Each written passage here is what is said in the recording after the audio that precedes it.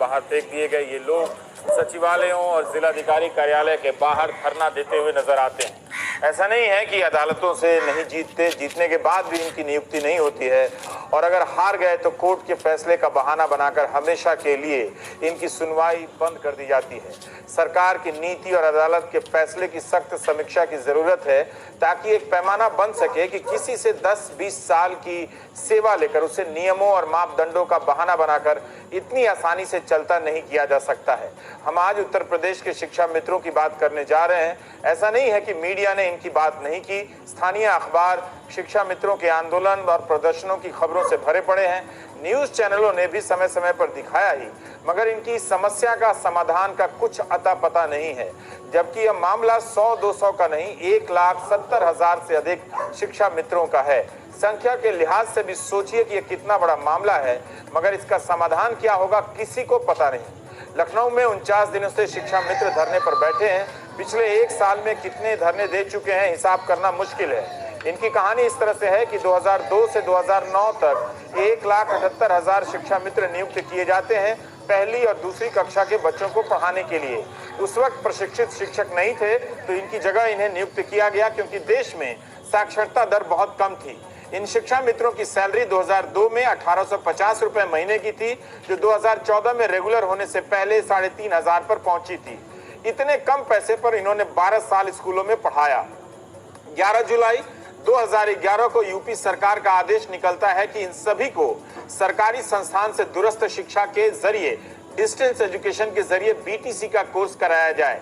जब इनकी नियुक्ति हुई थी तब बहुत से इंटर पास थे, मगर ज्यादातर ने इस दौरान बीए की डिग्री हासिल कर ली और बीटीसी का सर्टिफिकेट भी।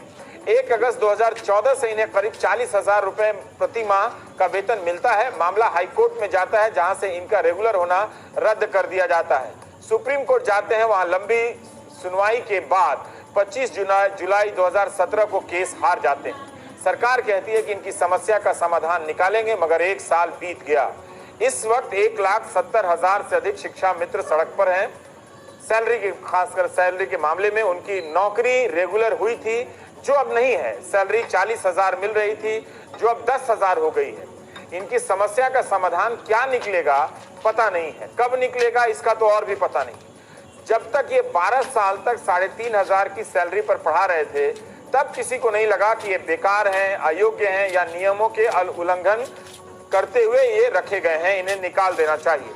ज्यादातर साधारण घरों के लड़के हैं। आए दिन यूपी के अखबारों में छपता रहता है कि सदमे से शिक्षा मित्र की मौत हो गई, अवसाद से मौत हो गई और किसी ने आत्महत्या कर ली। 2 जून को हापुड़ के एक शिक्षा मित्र महेश कुमार की जिंदगी समाप्त हो गई। मरने से पहले उन्होंने जिले के संगठन के अध्यक्ष से पूछा कि उनका मानदेय कब आएगा। हापुड़ में शिक्षा मित्रों को मार्च के महीने से सैलरी नहीं मिली है। सोचिए, मार्च के महीने से 10,000 रुपए, ये तो वैसे भी कम होता है, और ये ना मिले तो कितना भार पड़ता होगा। ये नौजवान कैंसर से जूझ रहा था और दवा के पैसे नहीं थे। इसकी कहानी बताते हुए इसके साथ ही रो पड़े। जिसकी तनख्वाह 10,000 रुपए हो और वो भी 3 महीने से भी ना मिले, तो सोचिए क्या हालत होती होगी। यूपी में ऐसा कोई नहीं जो शिक्षा मित्रों की समस्या से वाकिफ ना हो। कई सांसदों, विधायकों ने इनकी समस्या समाधान को लेकर पत्र लिखे हैं। 2017 के विधानसभा चुनाव में भाजपा के संकल्प पत्र में भी लिखा है कि प्रदेश के सभी शिक्षा मित्रों की रोजगार समस्या को 3 महीने में न्यायोचित तरीकों से सुलझाया जाएगा। वो 3 महीने की जगह न जाने कितने महीने बीत गए। तब तक हाईकोर्ट ने इनके रेगुलर किए जाने के फैसले को निरस्त कर दिया था। सरकार बनने के बाद सुप्रीम कोर्ट का फैसला आता है, जिसमें हाईकोर्ट के फैसले को सही ठहराया जाता है। 18 सितंबर 2015 को बनारस के सांसद के नेता के नाते प्रधानमंत्री मोदी ने 2 बार मोदी वहां पर भाषण देते हैं, शिक्षा मित्रों के बारे में विस्तार से जिक्र करते हैं और चुनाव में भी जिक्र करते हैं। देखिए कि वो फिर भी इसके बाद भी समस्या का समाधान नहीं निकला है। मैं भी समझने का प्रयास करूंगा और उत्तर प्रदेश सरकार से मुझे जो भी बात करनी होगी उसको मैं करने की जिम्मेवारी लेता हूं, और मैं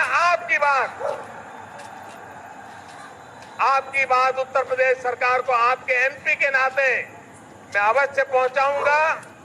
और मुझे विश्वास है कि मेरे शिक्षक मित्र जो विद्यार्थियों के जीवन को तैयार करते हैं, जो विद्यार्थियों का हौसला बुलंद करते हैं, जो विद्यार्थियों को जीने की प्रेरणा देते हैं, उनके जीवन में आत्महत्या का मार्ग कभी उचित नहीं हो सकता है। उत्तर प्रदेश की सरकार भी इन संवेदनशील मामलों को पूरी तरह गंभीरता से लेती है, तो मुझे विश्वास है।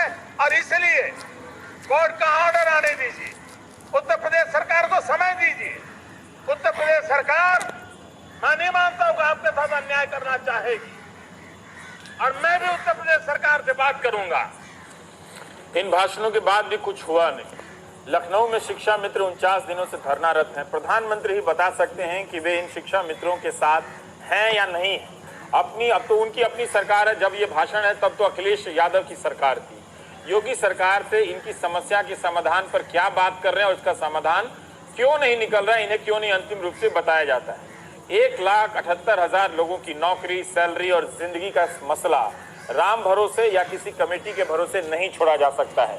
मुख्यमंत्री योगी ने भी अपने चुनावी भाषणों में, जब वो सांसद थे, उसके तौर पर शिक्षा मित्रों के लिए कुछ नहीं बहुत कुछ उठाने का आश्वासन दिया करते थे। हमें प्रदेश के लगभग 2.25 लाख उन शिक्षा मित्रों के भविष्य के बारे में सोचना है, उनके परिवारों के बारे में सोचना है। इसलिए राजनीतिक लाभ और हानि के लिए नहीं, बल्कि जो लोग खिलवाड़ कर रहे हैं, मजाक बना दिया है जिन लोगों ने शिक्षा व्यवस्था को, उन लोगों के मुंह पर एक तमाचा मारा जाना चाहिए इस आंदोलन के माध्यम से। और इसलिए मैं आग्रह करूंगा, अपनी हताशा निराशा से उभरिए। इस लड़ाई को एक नया तेज और नई धार देने की आवश्यकता है। तो समझ के आप मत लीजिए हल्के में, क्योंकि कोई भी इंसान के अंदर जो भड़ास होती है, जो इंसान मजबूरी में करता है, वो कुछ भी कर सकता है। तो आप समझिए इनकी बात को थोड़ा सा डीपली लीजिए। और शिक्षकों के प्रदेश अध्यक्ष जो जितेंद्र शाही हैं, उन्होंने क्या कहा है वो भी आपको बता दूं। और जिस प्रकार से जितेंद्र शाही ने का ऐलान है कि शिक्षकों के आंदोलन में नहीं शामिल होंगे शिक्षा मित्र। जितेंद्र शाही बोले, जब शिक्षा मित्रों का समायोजन रद्द हुआ था तब बड़े खुश थे शिक्षक संघ। तो ये भी एक बड़ा मुद्दा है। जिस प्रकार से 69 भर्ती चल रही है, उसका मामला चल रहा है, और 68,500 वाली भर्ती, उसमें शिक्षक हैं। तो जब वो शिक्षा मित्रों को साथ नहीं दे रहे हैं, तो शिक्षक और मतलब शिक्षा मित्र क्यों शिक्षक का साथ दें। मगर यहाँ पर इस प्रकार से कहा है कि शिक्षा मित्र की सहायक अध्यापक पद पर समायोजन हुआ तो सबसे बड़ा दुख उत्तर प्रदेशीय प्राथमिक शिक्षक संघ शर्मा गुट को हुआ। जब अध्यापक पद समाप्त हुई तो सबसे बड़ी खुशी उत्तर प्रदेशीय प्राथमिक शिक्षक संघ शर्मा गुट को हुई। तो याद कर लेना वह मंजर। आपको बता दें, शिक्षा मित्र वेल एसोसिएशन धरना में शामिल नहीं होंगे। इस प्रकार से यहाँ पर जितेंद्र शाही का ये फ़ोटो है, उन्होंने ट्वीट करके कहा है। तो मैं आपको बता दूं, उनका ट्विटर अकाउंट ये है, आप इस पे जाके भी आप देख सकते हैं। और हम आपको बताने वाला है कि वहाँ पर इस प्रकार से अखिलेश यादव जी के बारे में हम आपसे कुछ बातें करना चाहेंगे। तो आपको पता ही है कि अखिलेश यादव जी फुल आपके सपोर्ट में हैं। मैं आपको ये नहीं कह रहा कि मैं इस पार्टी से हूँ, मैं कि बीजेपी से हूँ, मैं सपा से हूँ, कांग्रेस से हूँ, मैं किसी पार्टी से नहीं हूँ। मगर हरदम वो अपने भाषण में आपका जिक्र अवश्य करते हैं। मतलब कि आप उनके दिमाग में आप हैं, आप लोग हैं, इतना कह सकते हैं बस। तो वो आप उनके दिमाग में हैं, तो अगर कुछ होता है तो शायद कुछ कर सकते हैं वो। इस प्रकार से उन्होंने भाषण कहा है। तो मैं आपको